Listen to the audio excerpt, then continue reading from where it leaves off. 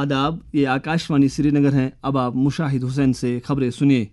वज़ीर आला उमर अब्दुल्ला ने कहा है कि कनेक्टिविटी, तरक्की और अवामी बहबूद को उनकी हुकूमत में मरकज़ियत हासिल है।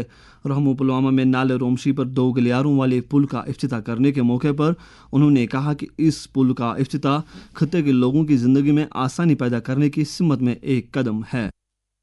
जिस पुल को लोगों के हवाले किया गया है, ये पुल न सिर्फ आर पार के लोगों को जोड़ने के लिए है, बल्कि साउथ कश्मीर को सरार शरीफ के साथ जोड़ने में जो है इस पुल का एक बहुत अहम रोल बनता है। हमें तो लगता है कि मुनासिब वक्त आ गया है। हमें तो लगता है कि असेंबली इंतखाबात के बाद अब 6 महीने पूरे हो गए हैं, लेकिन पिछले दिनों होम मिनिस्टर साहब श्रीनगर और जम्मू आए थे। मेरी अलहदा उनसे मीटिंग हुई, अच्छी मीटिंग हुई, और मैं अभी भी उम्मीद लगाए बैठा हूँ कि बहुत जल्दी जम्मू कश्मीर को दोबारा रियासत का दर्जा मिल। लेफ्टिनेंट गवर्नर मनोज सिन्हा ने राजभवन जम्मू में हिमाचल दिवस तकरीब की मेज़बानी की। इस मौके पर अपने ख्यालात का इजहार करते हुए उन्होंने कहा कि कुदरत ने हिमाचल प्रदेश को आला सकाफती विरसे, रूहानियत और रवायात से मालामाल किया है। उन्होंने दुआ की कि हिमाचल प्रदेश के अवाम की तमन्नाएं पूरा हों और हिमाचल प्रदेश मुल्क की तरक्की में अपना किरदार अदा करता रहे।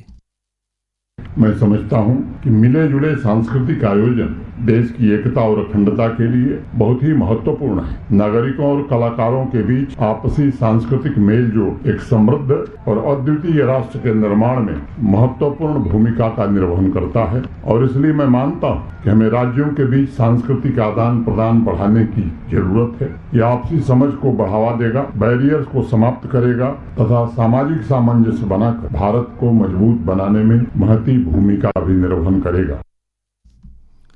साइंस और टेक्नोलॉजी के वज़ीर डॉक्टर जतिंदर सिंह ने कहा है कि पहले मुल्क में तालीमी पॉलिसी नव-आबादियाती ज़हनियत पर मबनी थी और इस पॉलिसी के तहत मुल्क को गैर मुल्की अफराद की तरफ से तयशुदा मज़ामीन का गुलाम बनाया गया था।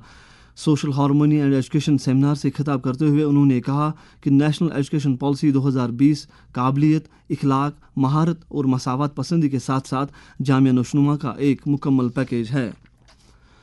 जम्मू कश्मीर वक्फ बोर्ड की चेयरपर्सन और senior BJP leader doctor Darakhshan Andrabi ने कहा है कि वादी को रेल के जरिए मुल्क के दीगर हिस्सों से जोड़ना एक तारीखी लम्हा होगा। उन्होंने कहा है कि इससे वादी में तरक्की का एक नया दौर शुरू होगा।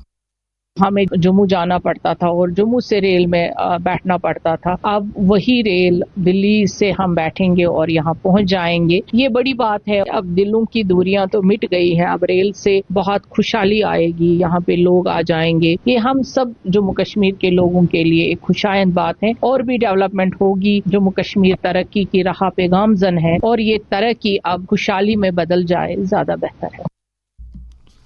जम्मू कश्मीर पुलिस के लिए कल डिस्ट्रिक्ट पुलिस लाइन जम्मू में 12 हफ्तों पर मुश्तमिल फिंगरप्रिंट साइंस प्रोफिशिएंसी कोर्स शुरू हुआ।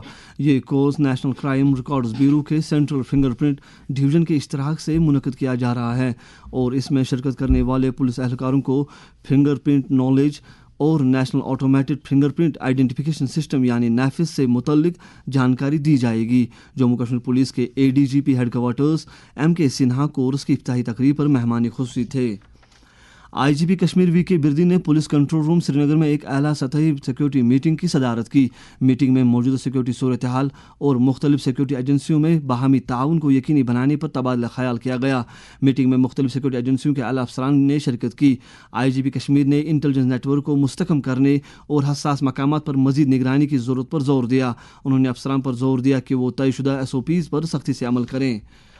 श्रीनगर में कायम बाग गुललाला में इन दिनों सैलानियों की जोग दर जोग आमद का सिलसिला जारी है। कल 26,622 सैलानियों ने एशिया के इस सबसे बड़े ट्यूलिप गार्डन की सैर की। इस तरह इस साल बाग के खोले जाने से कल शाम तक मजमूई तौर पर 6,98,000 से ज़्यादा सयाह ट्यूलिप गार्डन का नज़ारा कर चुके हैं। इनमें मकामी, मुल्की और गैर मुल्की सयाह शामिल हैं।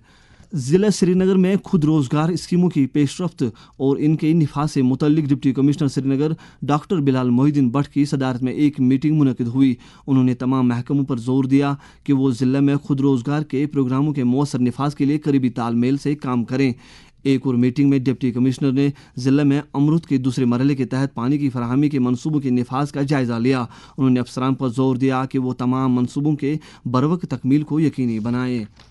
درجہ حرارت سری نگر میں رات کا کم سے کم درجہ حرارت 11.6 ڈگری جبکہ جموں میں رات کا کم سے کم درجہ حرارت 24.7 ڈگری سیلسیس ریکارڈ کیا گیا۔ اس کے ساتھ ہی خبروں کا یہ بلٹن ختم ہوا۔ خبروں کا اگلا بلٹن دن میں 12:30 پر اردو میں نشر ہوگا۔ ہمیں دیجیے اجازت، خدا حافظ۔